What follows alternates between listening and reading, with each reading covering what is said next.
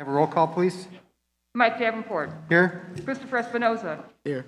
Terrell Fuller. Jenny Hagstrom. Here. Terry Pavicic. Here. Joanna Vasquez Drexler. Here. Scarlett O'Hara. Here. Jade Toledano. Here. Thank you. All right, sounds like we have a quorum, so let's stand for the Pledge of Allegiance. Where's the flag? Where's the flag? Oh. I pledge allegiance to the flag of the United States of America and to the republic for which it stands, one nation, under God, indivisible, with liberty and justice for all. All right, thank you. Next, we have the approval of minutes. From the October 18th meeting, nope, I'm sorry, I'm jumping ahead. We're on the October 18th meeting. We need approval for the September 20th meeting, business meeting, and the October 4th workshop meeting. Is there a motion to approve as So moved. presented? Second. We have a, So moved. Thank you. did you get the Oh, was second? there a second? I'm sorry. Terry, thank you very much. Yeah. I'm sorry. All right. Joanna Vasquez Drexler. Aye. Terry Pavicic. Aye. Mike Davenport. Aye. Christopher Espinoza. Aye. Terrell Fuller. Abstain, I wasn't at the October 1st meeting. Jenny Hagstrom. Aye. Sounds like the meeting minutes are approved. Next, we move to the reception of visitors, public comment. The meeting agenda includes 2 opportunities for comments from the audience. The first reception of visitors is intended for audience members to address the board about any agenda item on which the board will vote.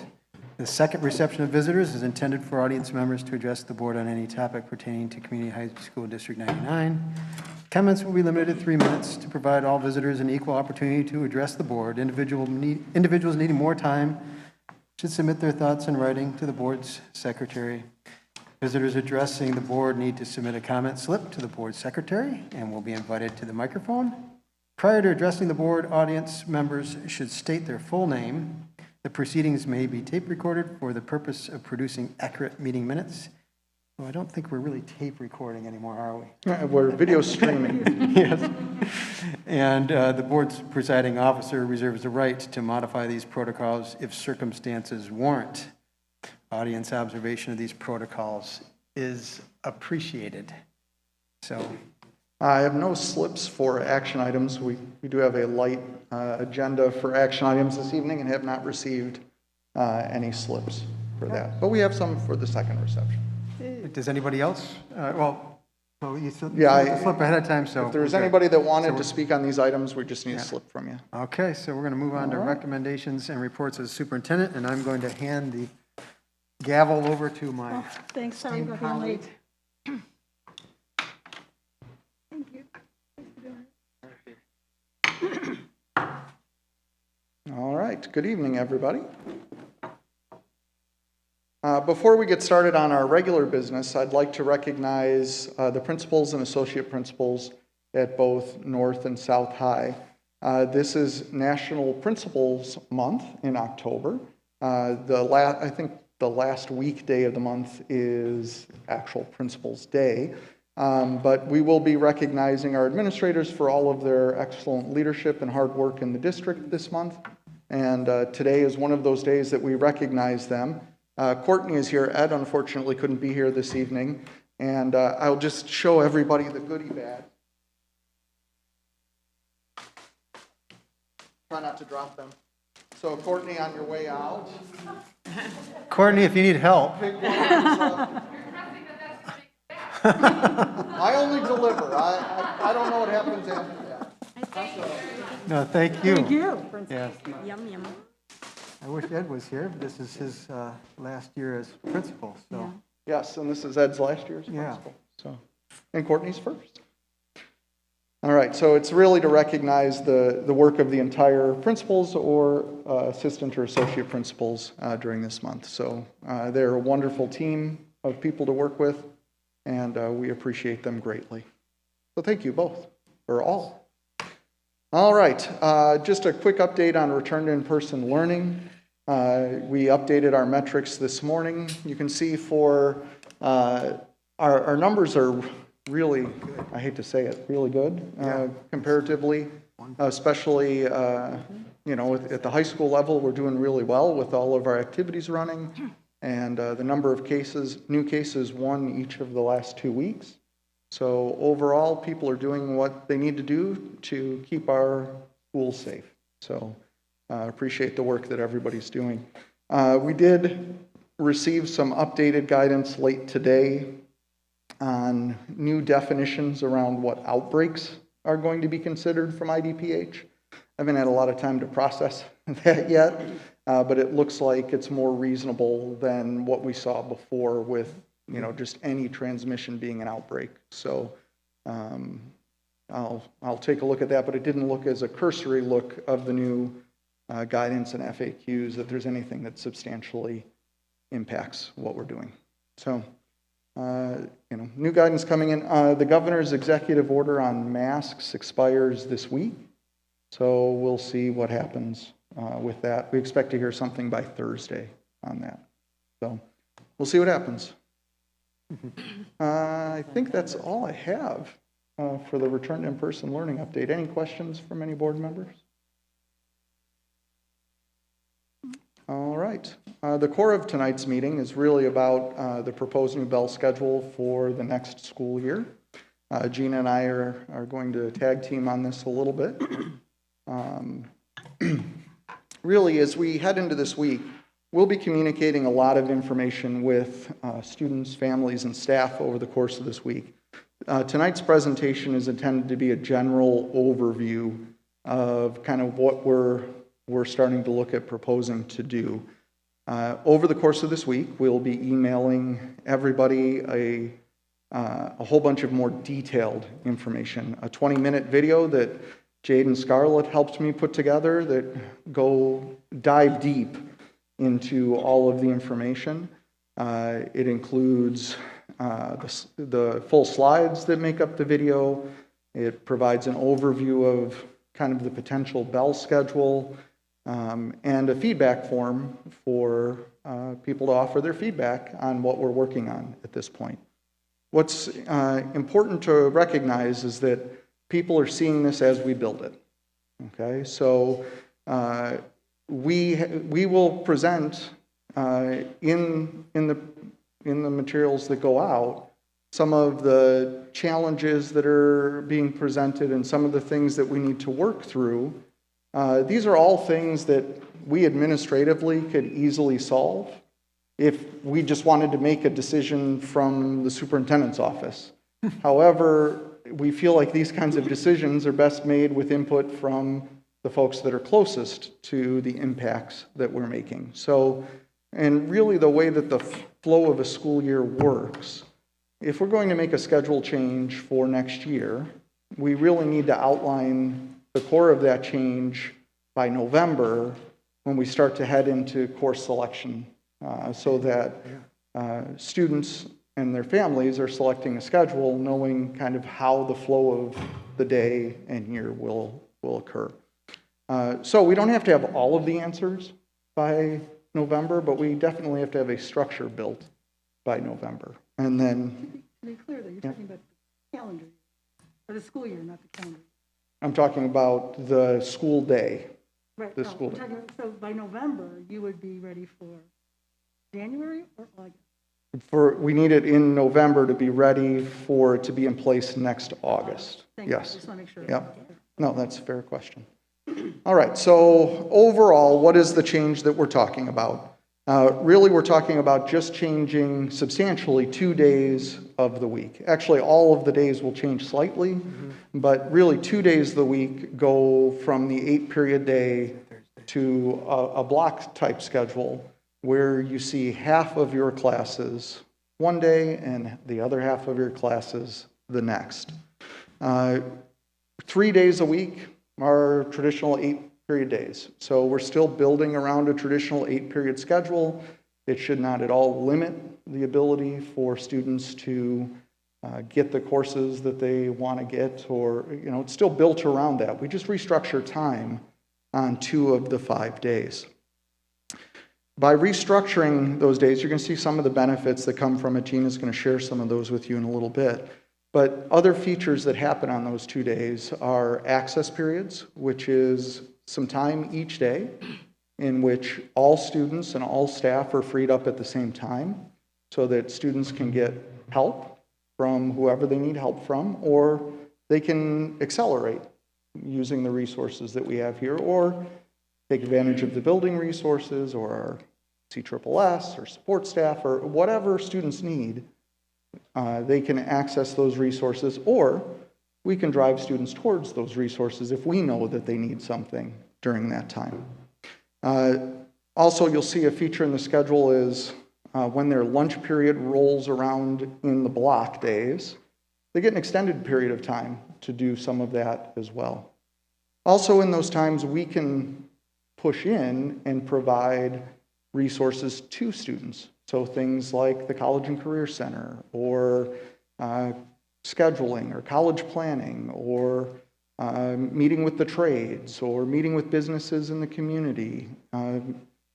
Tasks that just eat up time throughout the year, like a yearbook photos, or bubbling in for the SAT, or survey, any of these number of things that chip away at instructional time in various classes throughout the year can fall during these times as well, which keeps our class time, our instructional time with our teachers more protected. And it actually puts more instructional time back into the school year. And like I said, more details will come out later this week with actual times and structures and those kinds of things. Now, really, the way that it benefits students is in some key ways. I just shared with you some of the flexibility in their day in that schedule, access to teachers and resources. A huge piece of moving to a block a couple of days a week is stress management, because students, so Monday they'd come to school, they'd see all of their teachers. Tuesday they'd see all their teachers. That establishes kind of the baseline for the week. Then they go home Tuesday night, and students only have to prepare for half of their classes the next day. So it takes the workload and cuts it in half on Tuesday night. When they come in, they see their half of their teachers, and they have to go home and prepare for only half of their classes the next day because they're longer durations of time. Then finally they come in, they close out the week and see all of their classes to close out the week, and then we repeat the following week. So that kind of break in the change in the schedule in the middle of the week really tends to lower stress levels for students. And then the last piece is preparation. I always hear from students that we prepared them wonderfully academically post-high school. Yes. I hear over and over again that students were easily outperforming their peers when they ended up either in work or the military or in college once they leave schools with what they know. But I continue to hear from students that wish that we would have better prepared them for managing their time and activities, because they're so structured in over the course of a school day and after school with their activities that there's not a lot of time where they get to make choices as to where they are structuring their time and spending their time. We've started to add some of that this year with the full period lunch schedule, where students have at least half of their lunch period each day to structure and make choices and to get help. But this would add a little bit more of that throughout the course of the week. And I keep hearing from people like, why are we going to make this change now? Well, we were preparing to make this change starting with this school year, because we've looked at a variety of schedules for the last 2 decades.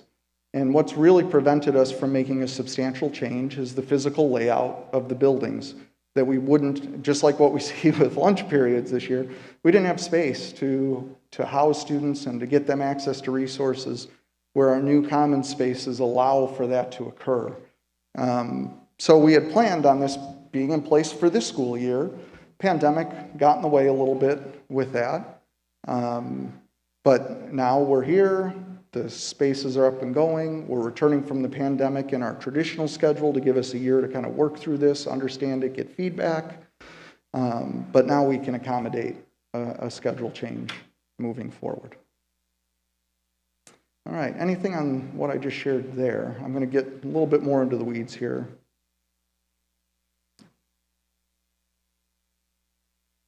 All right, so if you walk away with 3 key takeaways, this is what I'd like for you to take from this.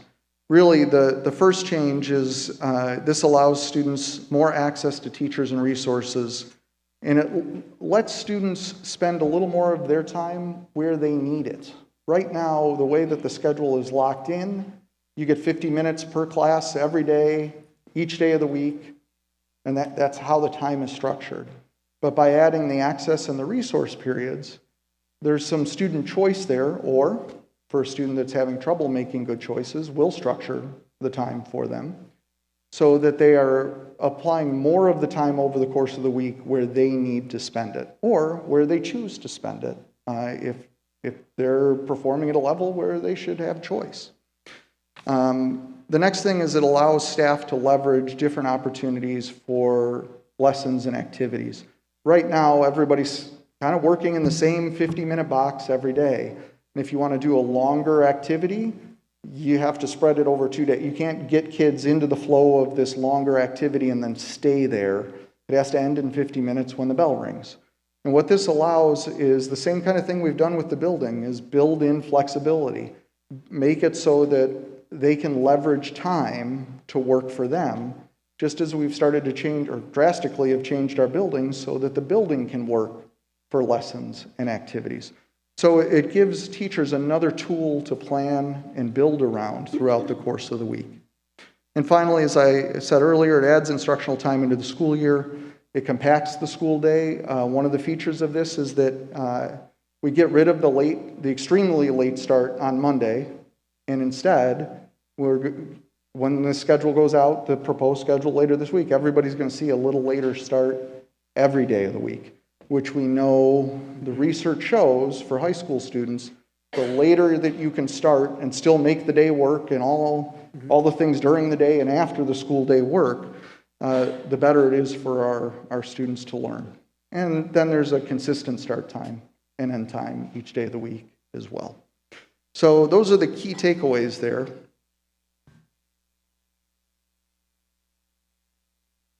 So this just takes everything I said and puts it on one slide. I'm not going to read it to you again, but this helps people that want to go back and review that information. So let's look at it in big chunks. And as I said, going out to the community, we want to make sure that all students and family members received this information at the same time. So that's why an informational email will go out on Wednesday to everybody. But what it'll do is it'll fill in the times into these blocks and dive in even deeper into some of these concepts and ideas.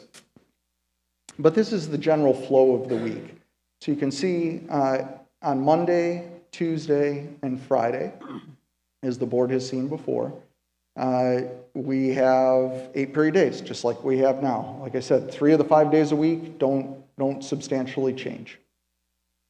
2 days of the week, you can see Wednesday, the odd period classes meet. You can see the featured access period in there, which we discussed. And you can see there is a lunch block. That lunch block is an instructional block and the lunch period. So when you look at this, every class period, 1, 3, 7, 5, all receive the same amount of instructional time. That 7th block on Wednesday, the 3rd block of the day, is your instructional block, same length as all the other classes, plus there's a lunch period in there. And then the way that this flows, because we need to move 1/3 of our kids through the cafeteria at a time, there's a group of students that would start that block with lunch. There is a group of students, and this would be determined by class. So your class would either start with lunch, have lunch in the middle of that block, or have lunch at the end of that block. Now, that's where they would be typically scheduled from the beginning of the year. There's certain classes that you wouldn't break up. Typically, you wouldn't schedule to break up the long block. Classes that naturally would benefit from the longer block or would have challenges transitioning, like a PE class. You're not going to have students dress, start an activity, come back, change, go to lunch, change, go to PE, right? You're either going to start with the instructional or the lunch block, or you're going to end with the lunch block. Science classes are another one because typically they're going to try to schedule longer labs into that place. But there's other classes where you can make it work, structure your activities either way. The nice thing of how this is structured, though, is if a teacher necessarily needs a longer block, we can just switch that class with another class, and one class would get the longer block and one would get an interrupted block. There are some classes, even science classes, as a former chemistry teacher, there were many labs where you would do one half of the lab and something would have to filter or cool, or something would have to happen before you could move on to step 2. So like a science class that would traditionally not have a break, I might go to the associate principal and say, hey, on next Thursday, it would be much better for the lab that I'm teaching to have a break in the middle. So if you could I start with my class and have lunch in the middle? And there'll probably be a list of other teachers that are listing out, hey, the activity I'm doing that day, it would be a lot better. I typically have a break in the middle of the class period, but it'd be much better for me if I could teach a full block consecutively. And just a switch, and then we make it work for both teachers, both classes, and it all comes together. So there's flexibility in that structure as well. You'll see in this sample student schedule, their lunch period that in this sample is 6th hour, happens Monday, Tuesday, Friday at the same time. But then that lunch period rolls back through as a block. So that's another chunk of time in the student's schedule in the week where they can get help, they can meet with counselors, they can get ahead. There's any number of things that we have throughout the building where students are always trying to squeeze those things into their calendar, into their school day, that now they can take advantage of those during the day and not outside the day. So that's the general feel. Can you elaborate on the Thursday? It looks like they're going to have lunch and then lunch? Yeah, I mean, it's just the way that it fell in this sample for this student. Another student might have lunch 4th period, and then they don't, right? So what is that resource then? that resource is when their 6th period lunch rolls back through the schedule. So that 6th period that happens on Monday and Tuesday falls again in their schedule somewhere on Wednesday or Thursday.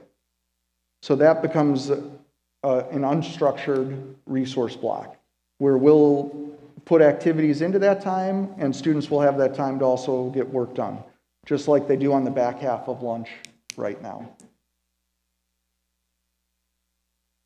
So it's about 2 hours at the end of the day of unstructured time. On Thursday for the student, it'd be a 45-minute lunch period and then whatever duration of that other lunch block is. Yes. So Can they leave? that's one of the decisions that we have to make over the next year as to whether students would be, if they would be able to leave and on what days. Like if that's a day where we're putting in programming and you're meeting with your counselor or we have some kind of programming in place, then no, we need you to be here. But if it's a day where it's your time, that's a discussion that we have to have about would that be the time that you could go, where parents could plan on that being there, and that's where you schedule the doctor's appointment or the trip to the dentist or a work experience, any number of things that are going on that families need to find time to schedule into the week as well. I have a question. Yeah, Joanna? During that unstructured period, how will you keep track of students who are not choosing to use that time wisely? Yeah, it's the same thing we do now with the back half of lunch periods. Yeah. So if a student needs some kind of intervention or resource, we can schedule them into that during that time. So it wouldn't be free because they haven't demonstrated that either they can manage that time or they've demonstrated to us that they need some other intervention or support during that time. But someone's monitoring that. Correct. Okay, and who would that be? It's a combination of the counselor and the administrative team that are putting all of that together. Okay. We also have our student success coordinators on staff that are helping students that are struggling as well that would be part of that team. I think part of the idea here is that that this is an opportunity to help the students transition into being better managers of their time, as you were saying earlier. Absolutely. As opposed to everything always being just so. I And can then see they- the beauty of it. I'm just concerned, there are some students who really Oh, sure. never really mastered that skill, Correct. even into college. And so I'm going, somebody's got to be keeping track of them. Well, those and kids. part of this structure allows us at the beginning of each year, especially of our freshman students, to teach them the structures of how to manage your time and the strategies for that and the expectations. And like right now, we have to rush through that at the start of every year because, you know, we have that first day of school where we do some of that, but it's, you know, about an hour presentation. And then it's like, okay, kids, let's go. And then we kind of shepherd them through the school year where now we have time built in where we can teach some of those skills that we know students need, whether it be managing their time or studying or, you know, reaching out to teachers or activities they can be involved in. All of these things that we hope that students just naturally absorb by being here. We can be a lot more strategic and intentional about giving our students the skills that they need to be successful here over their 4 years. That right now, kind of the way that the year and everything is scheduled, you kind of have to absorb that. And we're seeing a lot of challenges, especially coming back off of a pandemic with those soft skills. So this intentionally allows us to structure a year where those activities and lessons are built in, and we can definitely help our students be more successful at all times here and during the less structured time. So I know this is yet to kind of go out. You said in the notes on Wednesday. Are we finding that a lot of students are wanting something like this? Well, let's ask our students. Jade, Scarlett, what is your take? And be honest on the hybrid schedule. Yeah, I mean, that you're here to represent your peers. So. I like the hybrid schedule. I liked it last year. It takes a lot of stress off. I know with my course load, if I could only have to prepare for half my classes, it would make my life astronomically easier. So I think it'll be benefit. There are going to be some, you know, quirks to work out, but I think the students will like it. They talk about it now. They're excited. I mean, personally, I agree with Scarlett 100%. I feel like with the course load I'm taking, it would be really helpful to only have to prepare for half my classes. But I also have heard from other students that they're not the most excited, I guess. But I think that is to be expected since everything is still changing a lot this year. So I think implementing this, it will be something good as long as we work out those little things that we still need to do. And then I know Chris is a previous student. Yeah. So just curious.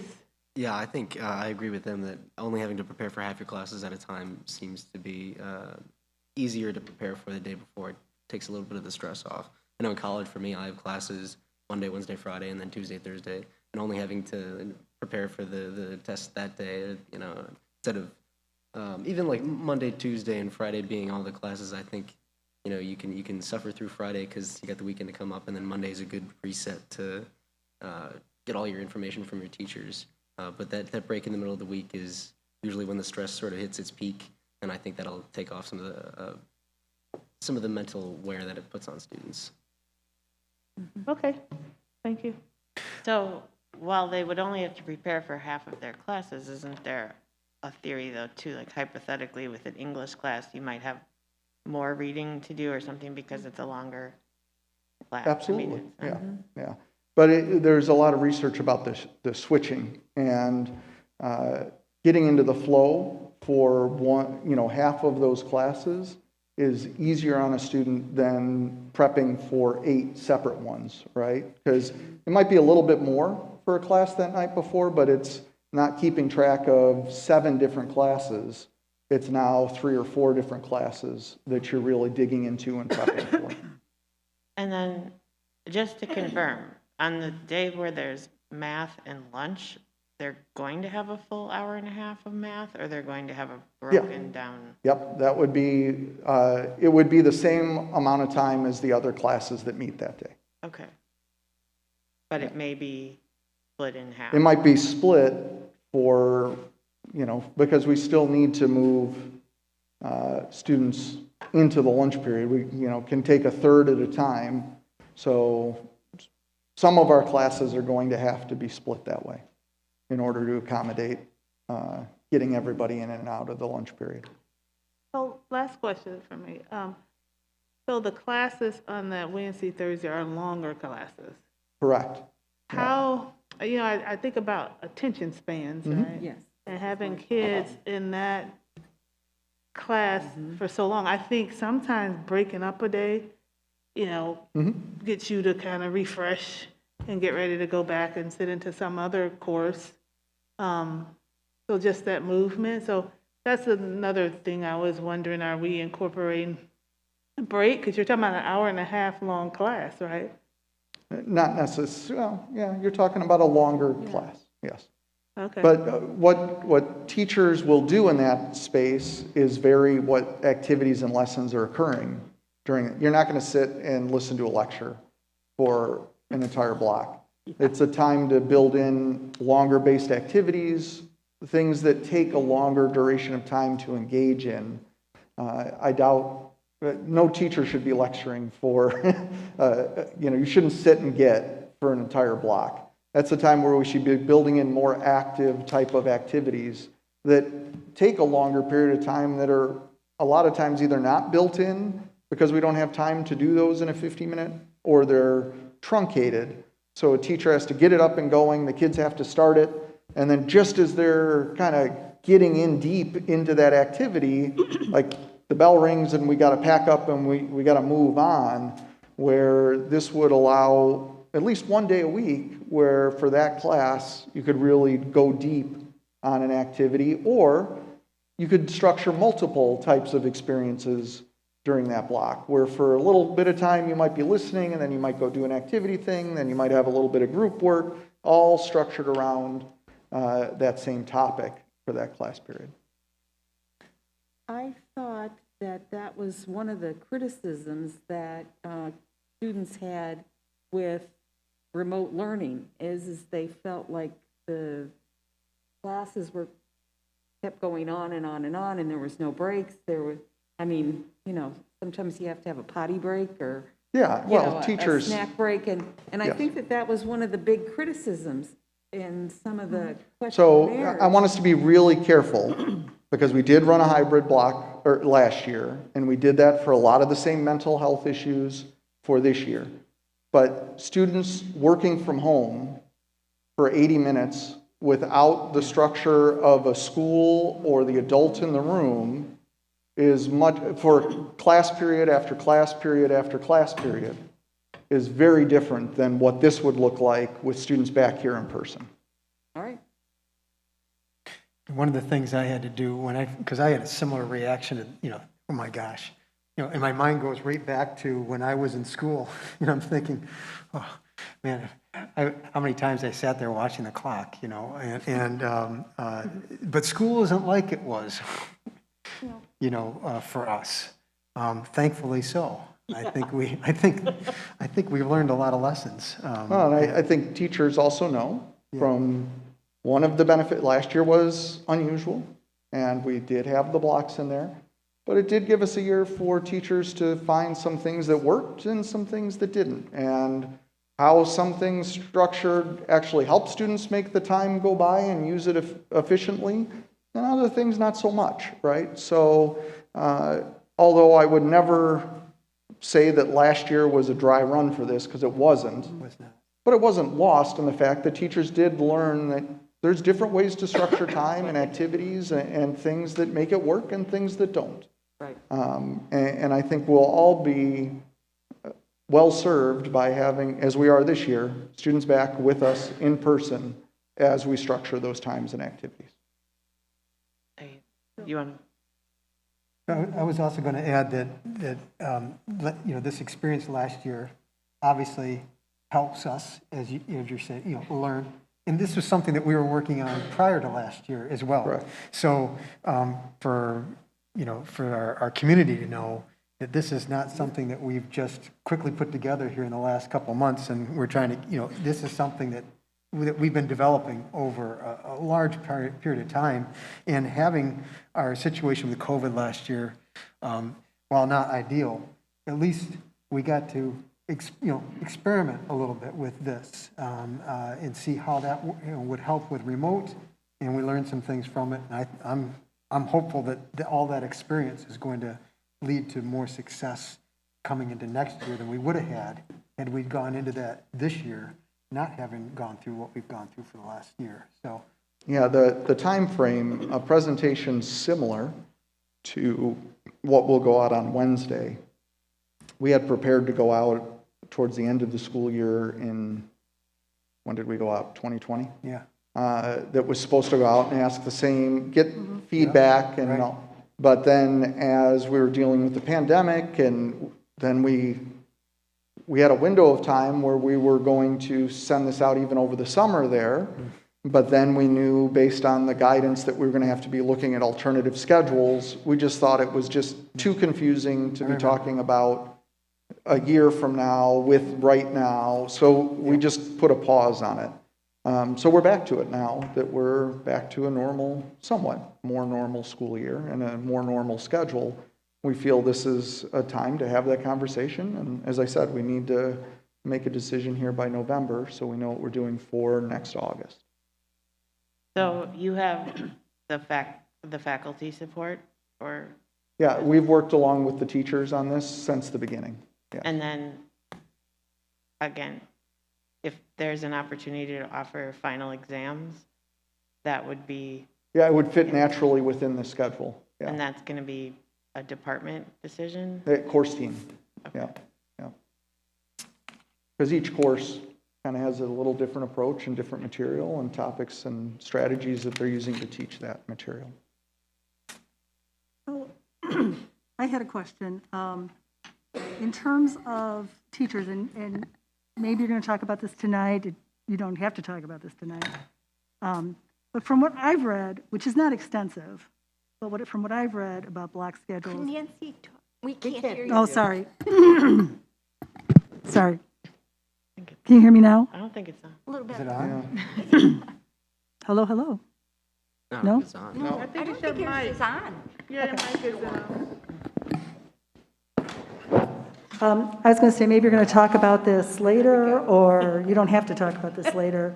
But the question I have, the reading I've done about this, which is not extensive, but the reading I've done, there's pros and there's cons either way you go.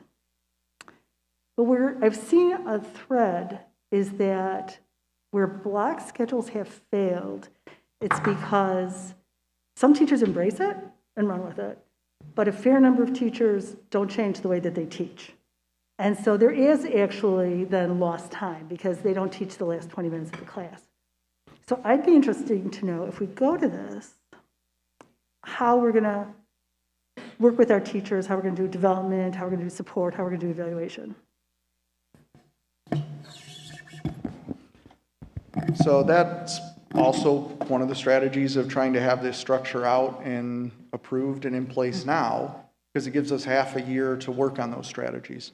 We also did a lot of professional development over the last year when we were in a block schedule of how to plan appropriately for those lessons, right? So we've already started some of the professional development around this. I think a lot of school, it's also, I'll also caution people that look at some of the research out there. We are not moving to a full block schedule, right? So schools that move to a full block schedule, 5 days a week, that are structured like this, it's a lot of changing in the planning of how you're going to do things. We're moving to 2 days a week, right? So 3 days a week, our planning as if we've planned in the past.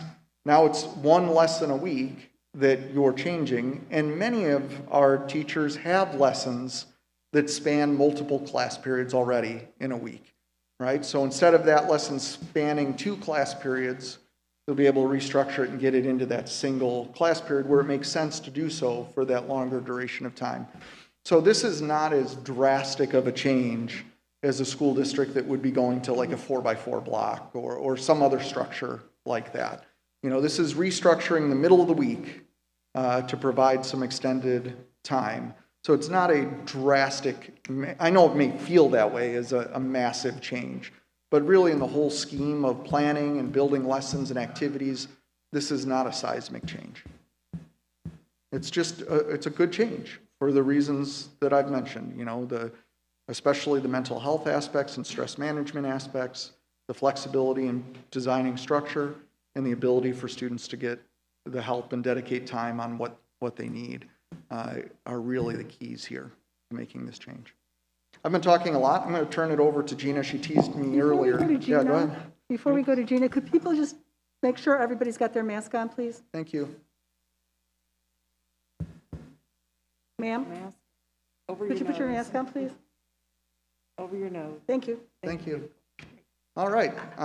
So I've talked about a few of these, but I'll let Gina highlight some of the things that I haven't talked about, which may not be anything. Sorry, Gina. So these are some of the key benefits of the hybrid block schedule. Dr.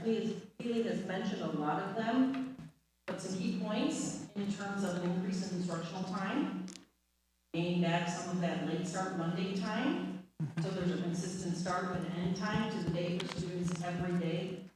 We're also pulling back out of sometimes going into classes to actually get some of the activities, required activities done. For example, Dr. Healy, I believe, mentioned bubbling for the SAT. We're hoping to be able to move that into the access to grade 5 essential survey, which is a required survey that we have to administer. Some of our PBIS lessons, those kinds of things, taking those out and putting those into the access will also gain instruction. It's also an opportunity for students to meet with teachers, get extra help during the school day, and giving them some choice, giving them the opportunity to make choices about where they go to get that help. That increased instructional time on the block days will help for deeper lessons and activities in lab-based courses, and will also provide time, increased time, for services like counseling. This schedule also has some flexibility built into it, not only for student choice and to get help, but also to expand student learning and enrich their learning. We are also seeing for our teachers, and I think this goes back to some questions I've asked from teachers. Currently, professional development is primarily on the late start Mondays. This schedule we would be building in professional development during what teachers regular and 3 days a week. Lunch period would be, so teachers will have their professional development built into the schedule. We pointed out in the block, everyone will have lunch within 1 block.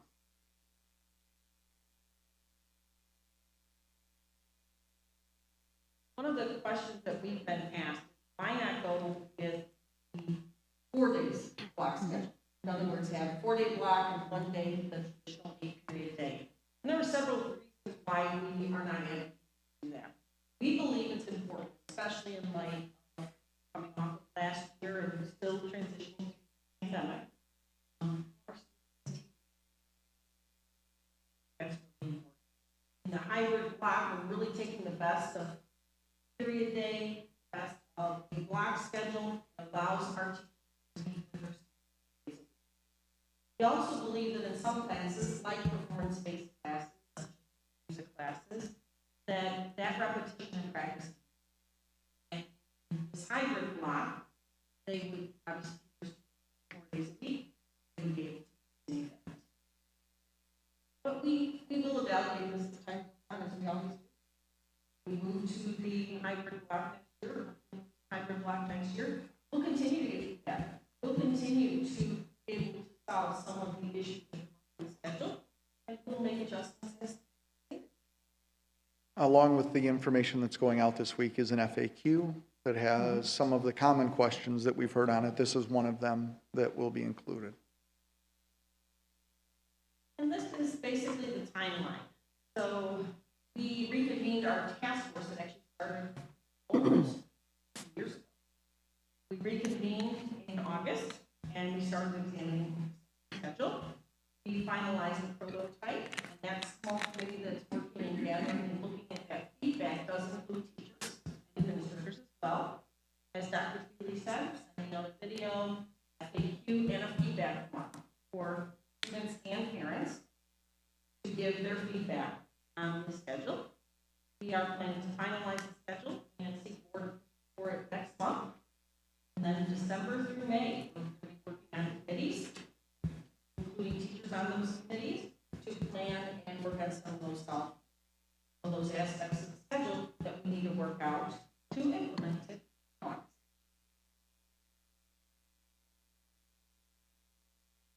One thing I'll point out, Gina mentioned the committees. Up to this point, we've had over 20 students providing us feedback, or had the opportunity to provide us feedback on this. About 30 parents and about 50 staff members that have been working on it up to this point to see this prototype that'll go out this week. And now everybody will have their opportunity to provide us feedback that then we'll go back and see what concerns in there maybe we haven't thought of or haven't responded to yet. It's important to note we're not like blazing a new trail here, right? There's other schools across the country in the Chicagoland area that have made schedule changes that incorporate aspects of these changes. So whether it be the access period, there's lots of schools in the area that have something similar to that, whether it's block, later start times. All of these aspects have been worked into high school schedules in the area or across the country in the last 10 to 15 years. Many of them correlate with changes in facilities because you have the flexible space to be able to make these kinds of changes in the school day. All right, any other questions that we haven't answered yet? You're waiting on to give us the actual time? Yeah, all of that will go out to everybody on Wednesday. So a sample schedule and everything else. As I said, I could have debuted it tonight, but then it would kind of go out to, some people would get it tonight, some people would get it over the next couple of days. We really felt it was important that, all the students and families saw it, received it at the same time. So Wednesday, that information goes out. All right.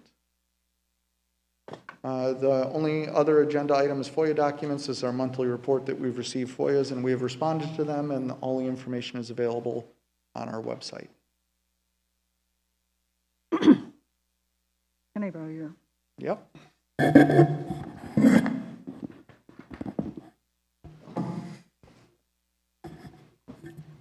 Okay, moving on to our consent agenda. Is there any consent item that any board member wishes to extract?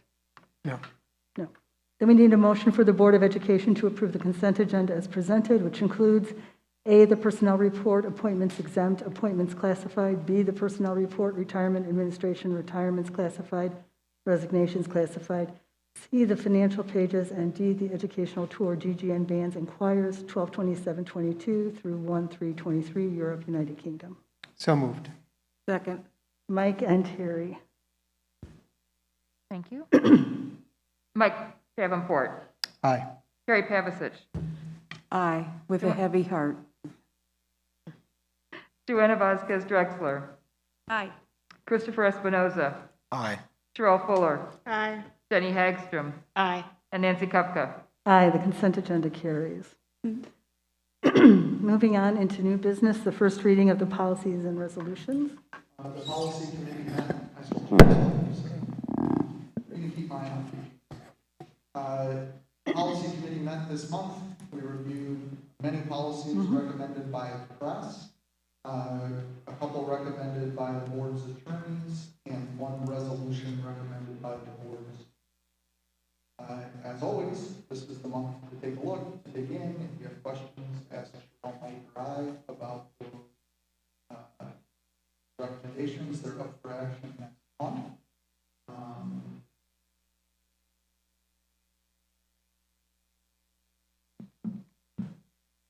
We'll take action on next month on the resolution separate from the policy.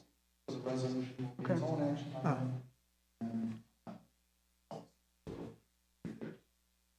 So we take a look. If you have questions, reach out to us. I want to make sure I'll be able to. No, you covered it. Thank you. Oh, one other piece of business that Mike and Cheryl asked us to do was to go back and inventory any policy. The last couple of years, we looked for any policies that we had that Crest did not. And I believe Board Member Pavanato put us on a schedule. How we're frequently reviewing our own unique policies. Mike and Cheryl this time asked for us to put together a schedule to review policies that we have not yet adopted from Crest. So we'll be providing them that information to see if there's any that we haven't adopted that we should be. Julie's got a nice spreadsheet. Of course she does. Thank you. All of this together. Absolutely. Thank you, Julie. Yes. Absolutely. Thank you, Julie. Okay, moving on to the second reception of visitors with public comment. This is the second reception of visitors, which is intended for audience members to address the board on any topic pertaining to Community High School District 99. Comments are limited to 3 minutes to provide all visitors an equal opportunity to address the board. Individuals needing more time should submit their thoughts in writing to the board secretary, Mrs. Nidak. Visitors addressing the board need to have submitted a comment slip to the board secretary and will be invited to the microphone by order. Prior to addressing the board, audience members should state your full name. The proceedings are being recorded for the purpose of producing accurate meeting minutes and are being streamed live.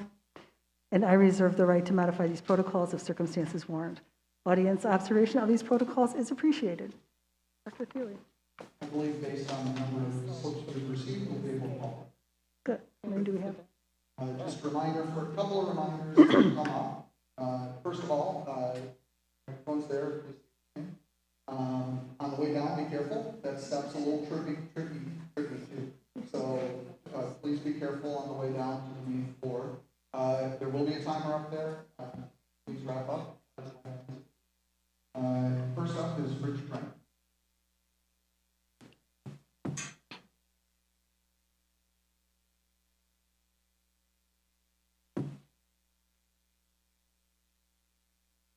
We up and running? Hold on, get yourself situated first, Rich. Good. All right, here we go. Good evening. I'm Rich Brennan, a Downers Grove taxpayer. Do you remember Nikita Khrushchev's prediction in 1959? Quote, "We will keep feeding you small doses of socialism until you finally wake up and find you have communism," end quote. Remember, socialism leads to communism. Today, more than 50% of college graduates believe in socialism. Wonder where they learned that. They were not taught about the great American land of freedom and opportunity. Here's the progressive communist recipe, 8 ingredients. Control healthcare and you control the people. D99 board follows all mask mandates and lockdown orders, teaching young people to obey government without question. Evidence that masking and lockdowns will not eliminate COVID-19 virus is called misinformation. Increase the poverty level. Poor people are easier to control and will not fight back. D99 equity politics says outcomes must be equal for all. Equity politics just spreads academic failure and poverty by lowering standards. D99 academic performance hasn't been too hot the last 5 years. Increase the debt and taxes to an unsustainable level. Woke federal spending and insane debt will impoverish D99 graduates. Poverty helps communism. Federal tax money influences D99 to obey politics rather than parents. The welfare state creates dependence on the government.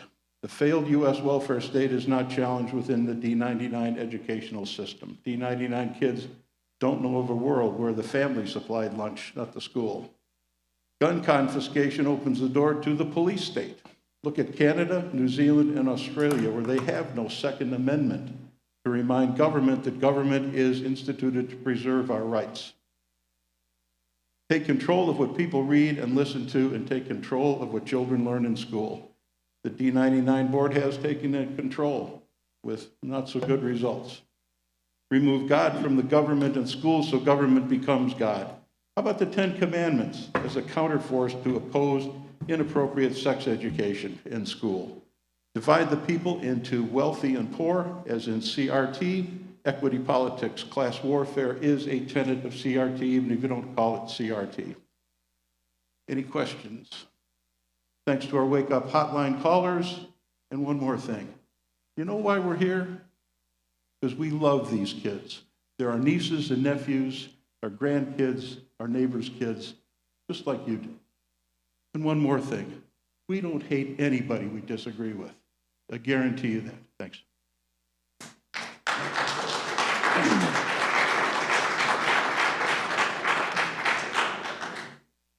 Marcela Durdik, you told me how to say it before.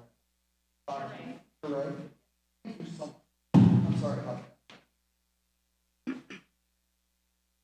My name is Marcela Durdik. I'm a 25-year district resident. I've mentioned here before that I've spent over 20 years researching threats against children via public health initiatives. I'm not willing to give up my fundamental civil liberties for the false narrative and mass psychosis that is COVID. I refuse to perpetuate what's become a two-tier discriminatory system based on perceived health status. That's the real COVID threat, the slippery slope that threatens our freedoms more than it does our health. You fail to understand this, or worse, you purposely disregard it. You've shown where your loyalties lie and that they most certainly can be bought. You sit here month after month and obediently parrot what the COVID czars tell you, not understanding that decrees from alphabet agencies do not override individual rights to bodily autonomy, nor parents' rights to make decisions for their children. You've implemented masking, you talk of test-to-stay strategies, quarantine policies, which you can't enforce without parental consent or court orders. A call from the school nurse doesn't cut it. Parents, please understand that. And you advocate for vaccination. You provide nothing but ad nauseum regurgitated mainstream medium talking points, all for some supposed greater good. Freedom is the greater good we should all align ourselves with, not propaganda campaigns. I stand in truth, so here's what I challenge you to do. Cite the authority of law that supports any reason for violating an individual's constitutional rights. Provide the statutory laws that give you authority over personal health decisions. Not executive orders, business policies, or directives, but law. To be clear, provide the legal basis and rationale, not remarks such as it's our policy or we're following health guidelines. On second thought, don't bother, it's rhetorical. Those laws don't exist. There is no question we the people are free to choose. Freedom is not bestowed, it's innate and divine. The question is whether we're shaping a society that supports and protects our freedoms or one that subverts and overrides them while discrediting those who dissent. You either align with freedom or you don't. If it's the latter, I suggest each of you renounce your citizenship and leave this country because you clearly don't understand what it means to be an American.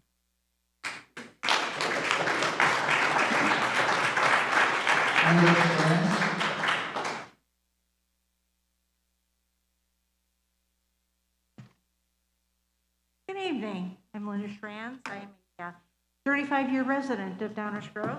My daughter is an alumnus of Downers Grove North.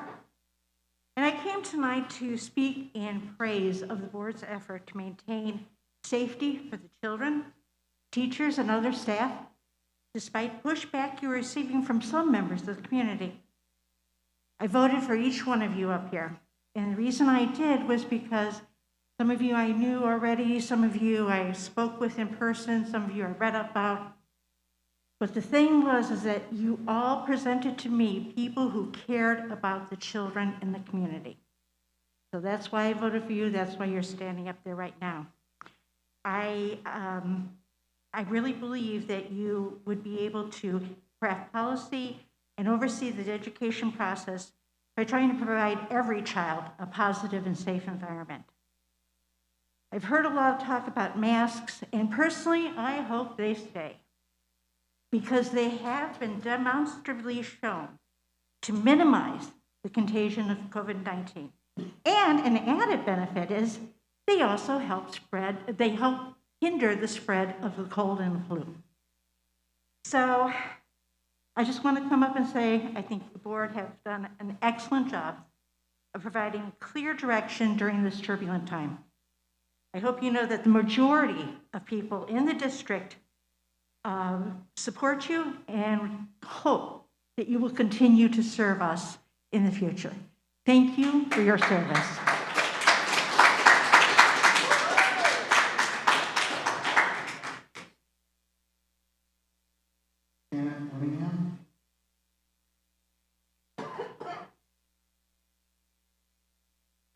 I'm Janet Winningham. I'm a district resident. I'm not sure I can speak more eloquently than Linda did, but I'm here to thank you for the work you do. I think that the COVID numbers that you showed tonight prove the work that you do, that you those numbers say it all, and that masks are effective, they are important, and for my own personal opinion, if somebody doesn't want to wear a mask, fine, stay home. But school boards, as you know, are under attack nationwide. It's a stressful time, and I appreciate that you are serving and doing a wonderful job for our students. Thank you.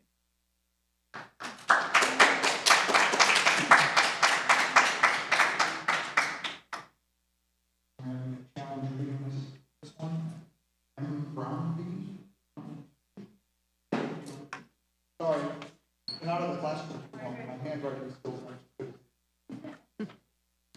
Hello, I'm Margaret Rownley. I'm a resident of Westmont for over 30 years.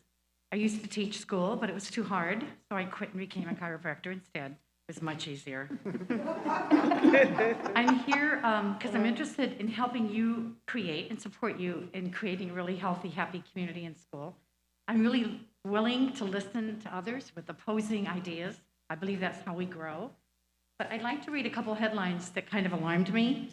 The first one is, the right-wing political machine is out to take over school boards by fanning fears of critical race theory.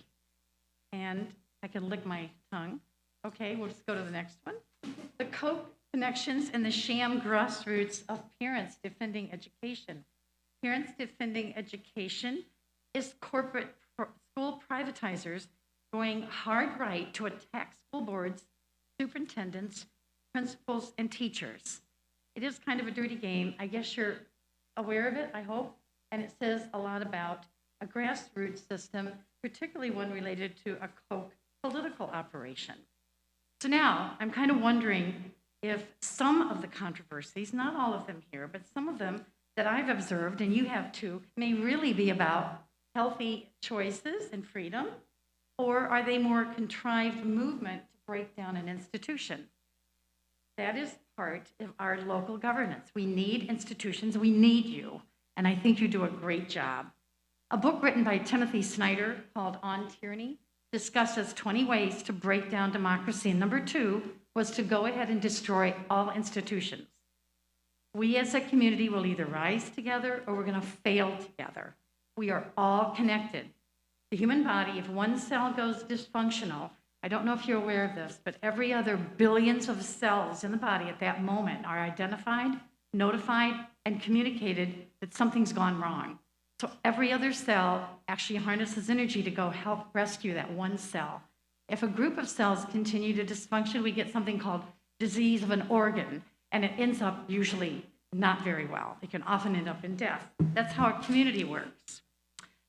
I know that we are here to listen and to work to others and listen to others' views, but I want you to have the task to pull all of us together. I know that that is your goal and you're doing your best, but if there is a concerted effort to actually destroy you as an institution, I think you need to be aware of it, as I have grown to be aware of it. Thank you for being the warriors that you are and trying to keep the school system working and keeping all of us together. I want you to just be cognizant and consider this may not really be about masks or vaccines or COVID or racism. Many of us have your back, and understanding this challenge, I hope, will help you in negotiating your institutional goals. Thank you for all your good work. You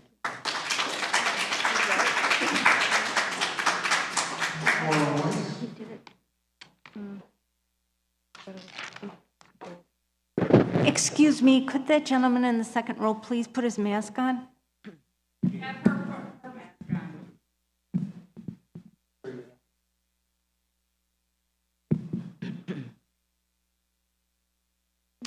Hello, I'm Laura Hoyce.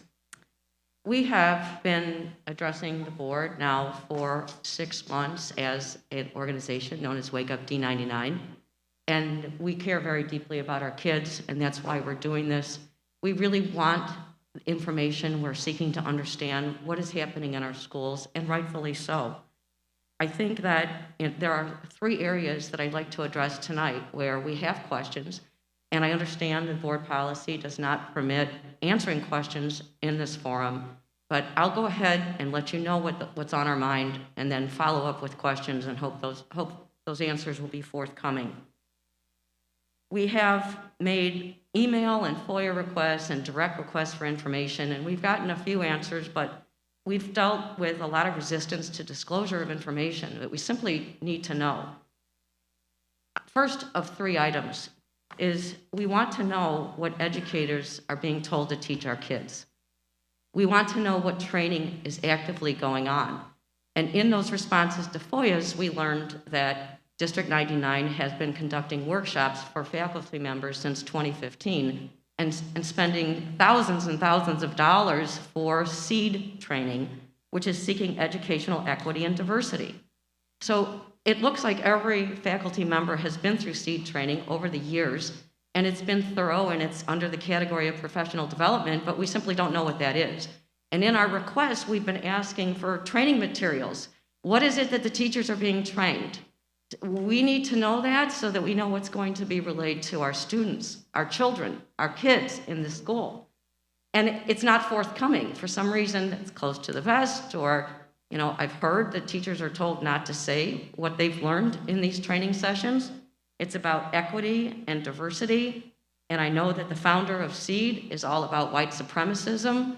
So this is something that raises some concerns, and if you would please be forthcoming with those training materials, we greatly appreciate it.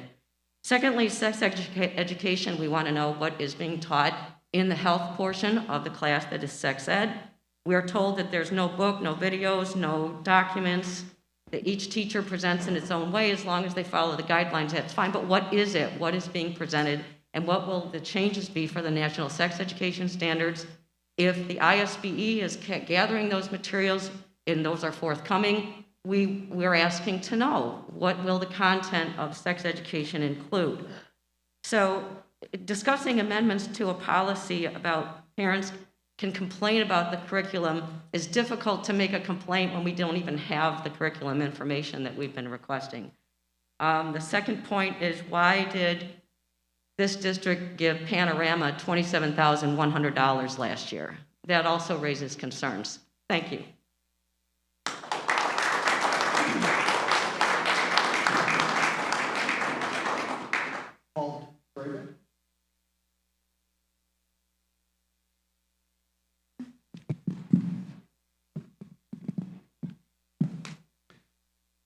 First of all, I'd like to say hello, FBI and DOJ. My name is Paul Dravick. I'm a Downers Grove resident. I serve my country, and I'll be right here in front of this microphone every month exercising my God-given constitutional rights. I'd smile for the camera, but apparently showing faces just like free speech has become dangerous in this country. I would urge the parents of District 99 to read the district's COVID protocols if they have not already. They read like something out of 1984 or Animal Farm. I wonder if our schools are assigning those books along with the Marxist equity pablum. I wonder what you might say if the kids confronted you with some facts. For example, if they were to reference the study out of Israel that shows the vaccinated are anywhere from 6 to 13% more likely to contract COVID than those that have natural immunity. Or what if they asked you about the India province of Uttar Pradesh, where they used an ivermectin protocol and saw a 97% decline in cases? Yet in America, we have contact tracing and quarantines for a disease that has 99% survivability and is less dangerous to children than the flu. But here we are watching our school board impose segregation on our children. These measures are draconian, not science-based. I wonder why a government who has shifted radically toward authoritarianism in a span of less than a year might want to silence parents. Surely it has nothing to do with parents calling out basic facts. Facts such as, this is an experimental shot. mRNA technology, listen closely, has never been used in humans. We have no concept for the long-term effects. It is a lie that it is FDA approved. The only vaccine FDA approved is a brand named Comirnaty by a Pfizer affiliate named BioNTech, that is not available in the United States. All the vaccines you've been made to believe are FDA approved are still under emergency use authorization. Or perhaps they are worried parents might point people to the VAERS report, which shows that over 16,000 people have died from the vaccine and over 1 million adverse events have been recorded. But we can't say that because the vaccine is safe.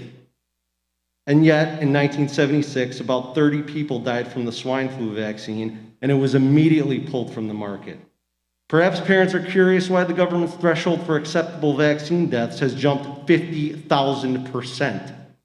And I know this parent is wondering why this district is helping Big Pharma market an experimental vaccine to children who are virtually safe from this disease. But don't worry, I'll submit these questions in writing along with my recommendation that you resign from the National School Board Association for calling parents domestic terrorists. Do the right thing. You work for the taxpayer. For our part, we will continue to be the voice in opposition to the true domestic terrorists, our government.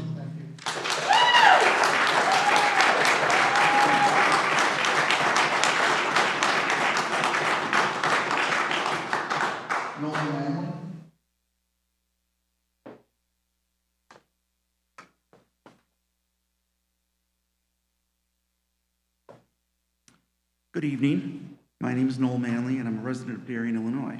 The United States is not a racist country, and District 99 is not a racist community. However, it's difficult to maintain these positions when we have critical race theory under its rebranded form, diversity, equity, and inclusion, being taught to children. Case in point, we've obtained a copy of the textbook used in the Downers Grove North government class for the school year 2020 to 2021, titled Magruder's American Government by William McClanahan. On its face, the book appears to be benign. However, when you do a deep plunge into the material, you discover its wokeness. For example, on page 20, the book declares, "It is clear, however, that we are still a considerable distance from a genuine, universally recognized and respected equality of all America's people. By what measure are we considered a distance off? There's no mention of the Civil Rights Act of 1964, the Voting Rights Act of 1965, even the Community Reinvestment Act. Just a blanket declaration with no context." On page 35, the book makes what appears to be an innocuous assertion about the Russian Revolution, stating 1917, the Russian Revolution ends the harsh, centuries-long czarist rule. Pretty bad. What the book fails to mention is that the Russian Revolution ushered in a period of communist rule that forced conformity on its population through sacrificing the individual to advance the interests of the state. Of course, the cost of the revolution was 50 million people dead as a result of political purges, collectivization, and show trials. I'm sure old Joseph Stalin would be proud of our government's pointless mask mandate and the weaponization of the FBI against parents. On page 112, the book discusses the full faith and credit clause of the Constitution. Instead of using court rulings and criminal procedure to illustrate the clause, it uses same-sex marriage to articulate the clause's meaning. And finally, on page 156, the book discusses voter qualifications and citizenship. Here the book declares the following: "Still, nothing in the Constitution says that aliens cannot vote, and any state could allow them to do so if it chose." It's important to note that the Constitution is silent on a number of issues. This silence includes judicial review, the right to privacy, and executive privilege. Yet the subtext of this reference on alien voting is a clear endorsement of such activity. As you know, voting is a fundamental aspect of American citizenship. Without this right, citizenship is rendered meaningless and validates open borders. So once again, we find critical race theory to be alive and well in District 99, undermining our institutions by indoctrinating children and foregoing any critical thinking. Thank you.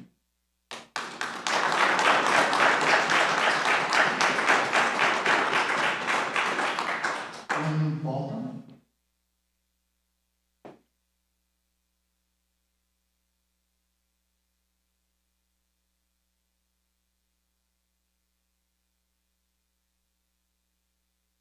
Good evening.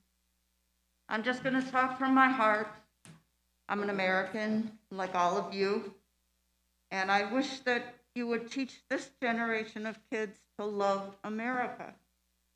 This is what the land of the free, the home of the brave, the land of opportunity. But this is the land that my grandparents loved. They came here from another country, made a way for themselves, and they love it here. I'd like you to teach our Constitution. How can you argue with all men are created equal? It does not say white people are supreme. Like it or not, our country is founded on Christian values. Yes, there were slaves. Both races worked together to abolish it. Race was a non-issue until about 5 years ago. Anybody can be anything they want to be if they apply themselves in America. That's the freedom of America. That's why people come here, because we're free thinking. We don't do what the government tells us to do. We've been paying 50 plus years to the school board and the pensions, and maybe we should change that to use of the public schools to 12 years if your kids go, or cut it down to however many years the children use the public schools. Is your teachers' union ordering you to use this criteria? If you refuse, are you going to lose your jobs? Are you, the teachers, you and the teachers, comfortable with teaching all manner of sex is acceptable these days? What does a people group that makes up less than 4.5% of America get their agenda in our schools? Is your paycheck worth poisoning of this generation of teens? Do any of you have the courage to refuse this repulsive and vulgar teaching? Any teachers? I can't believe they're all on board with this. You're all okay with this. I would rather pull my kids out of school and get them jobs rather than expose them to this indecency. We are not the enemy. Truth is. And if Satan's offering you a piece of bread, you're supposed to say no. Seems you're drinking the Kool-Aid and want us to drink the Kool-Aid too. And our kids are not your kids or the government's kids. Don't you see what's going on here? It's government control. Is that what you want? Socialism, then communism, and you'll be a part of the downfall of America. It's not too late. Freedom's worth fighting for. Motives matter. What is yours? A paycheck? You all can change this. Whatever happened to debate?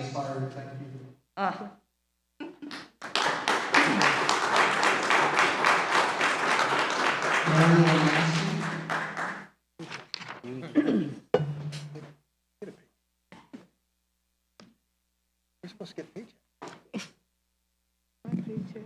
Hi, I'm Mary Lemansky. My son is a student at Downers Grove North. After speaking last month at the meeting, the people behind me wrote a 5-part blog post about my conversation. I don't know quite why they did that, maybe to intimidate me, but I'm not intimidated one bit. I went on their thing and I was going to do a point-by-point rebuttal of everything they wrote, but when I went on their first post, it said they criticized my 1 in 8 Americans infected by COVID, and they put, meanwhile, can you guess how many Americans have been infected but not died? The answer is also 1 in 8. I'm just wondering how statistically that's possible. If you have one person that's sick out of 8, how only one person lived out of 8? So in seeing that they don't know what they're talking about, I decided that I would do a side-by-side comparison of the numbers from last month with the numbers from this month, so everyone can see why Dr. Fauci's opinion has changed over time, because the data changes.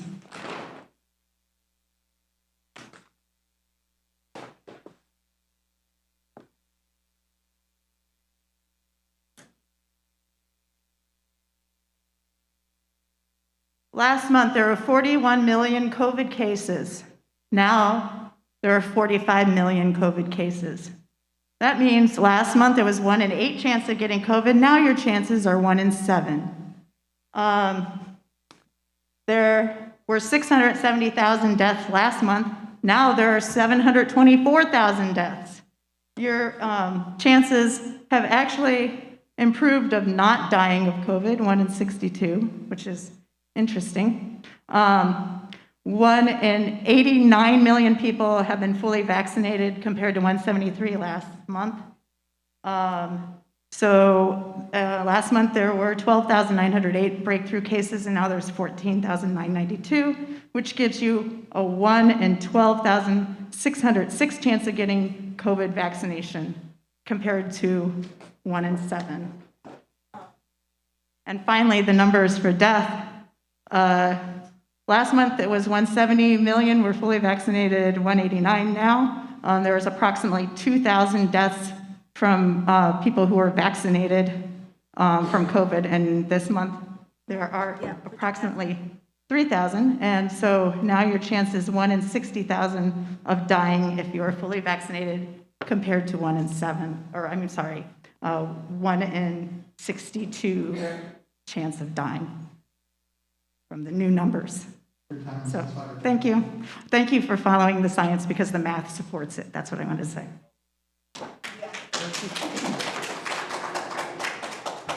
The final speaker,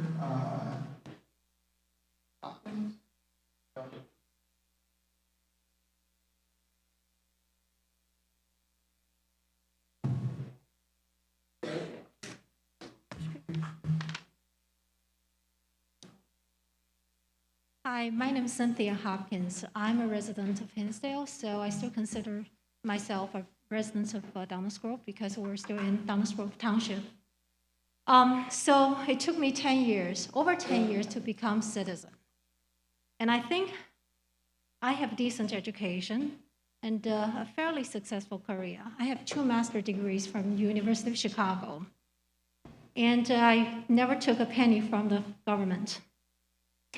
So now, I escaped from China to come to United States, where the white supremacists discriminate me based on the CRT. And I found it to be an insult on my intelligence. There are 2 things about CRT I hope you all understand. 1, CRT is insulting to accomplished minorities. It automatically categorizes us into victimhood instead of giving us the credit where we deserve. I don't need the elite who is pushing for the CRT to feed me their fake derogatory sympathy. They're not my savior. Secondly, CRT indignify those hardworking minority families. Once you take their dignity and their pride away, what's left? Have any one of you been in a situation where your family, your freedom, your wealth was taken away from you? That kind of despair. I have. I was in that situation. So without the opportunity that this great country gave me, I probably would be somewhere in a shithole in a third world China. So now, if you every one of you, if you genuinely respect minority Americans, I plead you to reject the CRT. And by the way, if you really want to experience what discrimination and racism is, I will pay for your round trip to China. Just let me know, I'll pay for it. Thank you, then you can make a good vote. Thank you.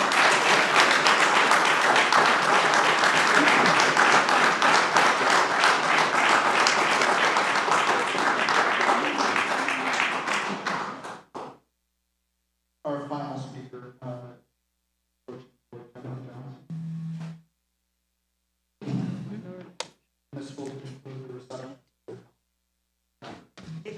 It's interesting that the last speaker is from China because my last daughter is also from China, and I have a little bit of a different opinion.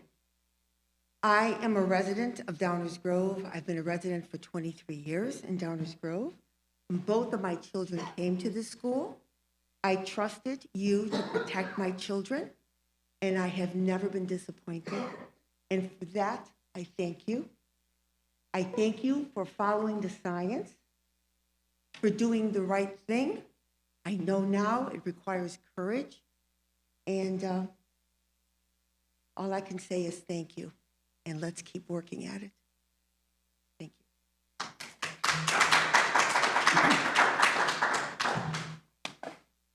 That concludes reception of visitors. We will now continue our business with communication.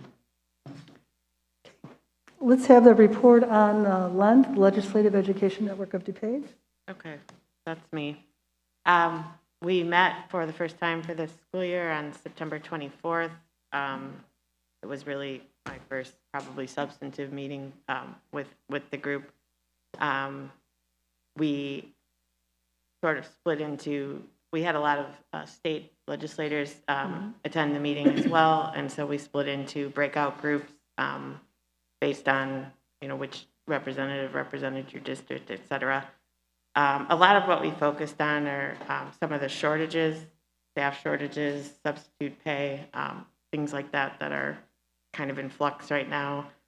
We looked at some of the conflicting laws as to bus drivers because we have such a shortage, and whether or not we might be able to, you know, amend some of those laws so that we could allow more of our district staff to provide such transportation to students both during the school day and after school to accommodate the shortage.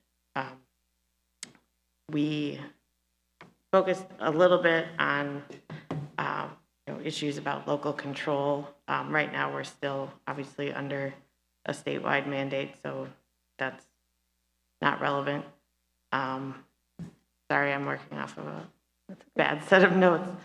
And then we sort of got shifted into a group where not all of the representatives represented our district, so it wasn't quite as relevant. But and we'll have another meeting on the last Friday of October. Thank you. CSD, Joanne?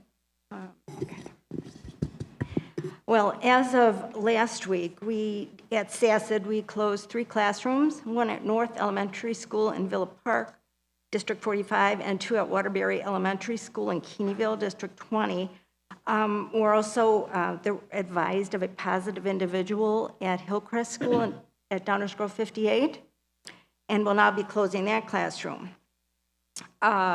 Due to the activity within the cooperative, we are now in collaboration with DuPage County Health Department to determine whether or not we will be designated as experiencing an outbreak. We are having a difficult time due to lack of staff.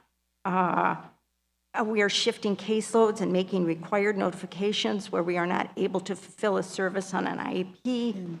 We're also on the cusp of having to halt enrollment where we cannot provide services, particularly for students who require nursing at Southeast School. Also, we are not able to offer the alternative to suspension program at Southeast due to the lack of staff and space needed for social distancing, and substitute shortage is further straining the classroom. Is there anything that would be relevant? North Shore Clinical administered 20 tests for SACID staff at the administration center, so 86% of staff are vaccinated. Let's see, anything else? Nope, that would be it. Okay, thank you. Thanks, Joanne. Terry, 99 Foundation? We're meeting Wednesday, so I don't have anything to report right now. Okay. Chris, do you have anything on IASB? There were 2, well, the upcoming vote in November that I did want to put up for discussion as a board, both resolution number 2 and 15. I'm sorry, I didn't hear you. We'll have the resolutions for the board conference at the next meeting. We'll have those resolutions to talk. Chris has a couple of them. Yep. So we'll get that information. Okay. DuPage IASB meeting is And that's going to be at the Abington. Yeah. Okay, our upcoming board meetings, November 1st, we will have a meeting at 6:30. It'll be a workshop, and it will be here at South High, but in the auditorium. And then November 15th, we'll have our regular business meeting, again at 6:30 p.m. It'll be at North High School at the auditorium. Okay. Do we have a motion to adjourn? So moved. Second. I think it was Joanne and Cheryl. All those in favor? Aye. All those opposed? We are adjourned. Thank you. Thank you.